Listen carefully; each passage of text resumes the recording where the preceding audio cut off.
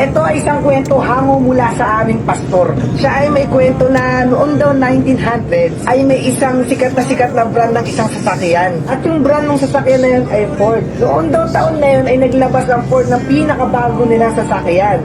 At syempre, dahil bago nga, marami nagkakagusto dyan, syempre. Marami nagkaka-interest na sana makabili sila nun. At kapag nakabili ka nun, syempre, di ba sikat ka? Syempre, pag titinginan ka kapag meron ka nun, bagong labas eh. At nangyari na nga na may isang lalaki na kauna-unahang nakabili ng sasakyan ng Ford na yun. At syempre, as usual, pinagyabang niya na.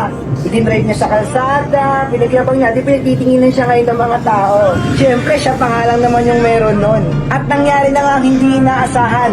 Habang nagdadrive siya ng pinakabago niya sasakyan na Ford, bigla itong nasira. At syempre, hindi niya ito alam gawin. At dahil nga sa hindi niya ito alam gawin, medyo naiiyak-iyak na siya dahil hindi niya nga alam kung paano niya masusolusyonan yung problema niya.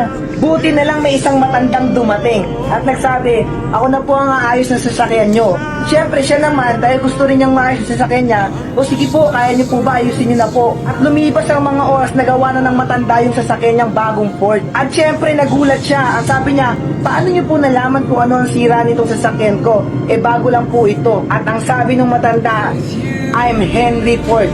Ako ang may-ari ng sasakyan na to. Ako ang nag-decide, ako ang gumawa, ako ang lumikha. Kaya kahit anumang sira nito ay alam ko. Alam kong ayusin, alam kong gawin, alam kong ibalik sa dati. Sa dating maayos. Dahil walang ibang mas makakaalam ng sira nito kundi ako mismo. Ako na mismong naglikha ng bagay na to. At wala nang ibang nagawa yung lalaki kundi na manghana lang.